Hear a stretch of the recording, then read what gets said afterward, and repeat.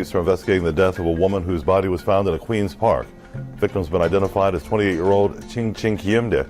Her body was found by a passerby in Casina Park in Flushing on Sunday. The medical examiner's office says she had knife wounds to her neck and torso. She was found disemboweled, but investigators say that happened after she died. A New York cop wants you to see this, so he sent it to me with this note, talking about the difference, not just the difference between black rate of crime and white rates of crime, and black and Asian rates of crime. So it's not just a question of numbers, quantity, it's also quality. And the description that the Daily News gives on this crime, it's really just a little incomplete. And I'm not even saying it should have been more complete, but this was not just a murder, it was a butchery job. And there was an enormous amount of rage and anger and hostility enacted on this corpse. The alleged assailant has a long history of crime and violence and weapons. No surprise there. In the story, it says that the files on many of the charges are sealed. So the cop wanted to know if I knew what that meant. I thought, well, maybe he was a juvenile. No, what that means is the witnesses didn't show up. The evidence disappeared, witness intimidation, all sorts of reasons that the case was just dropped. Maybe the cops made a mistake. I don't think so.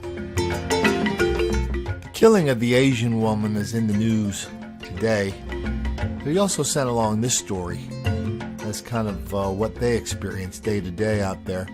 This is a judge who basically took a shooter. They arrested a shooter. The DA wanted to put him away for like 50 years. The judge started singing all these sad stories about what a good boy he was, how society let him down, and I think he gave him just a few months. The cops go crazy for that. The same cop also sent me a story. Gosh, I wish I remember where it was. But it was a story this week how a girl bought a gun, a black woman bought a gun for her black boyfriend he used to kill a cop. He was a felon, so he couldn't buy a gun, so she bought it. It was a straw man purchase. She got probation for that. So he was saying, well, so these same folks that refuse to put a straw man purchaser who uses a gun to kill a cop in jail, these are the same ones that now say they want stronger gun laws. They won't even enforce the ones that they have. That's the world we live in. That's the world the cops believe you don't know anything about. I don't know anything about. That's why we use these videos.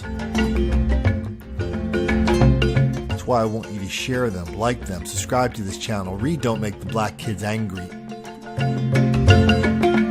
This is one of the few places in the country you're going to get this kind of information. You're going to get the pushback on the great lie of black victimization, which is what we do here every day. I know a lot of cops want you to know this. This is Colin Flaherty reminding you, if you're up in New York, say hello to some of my buddies wearing a badge up there. And remember, don't make the black kids angry.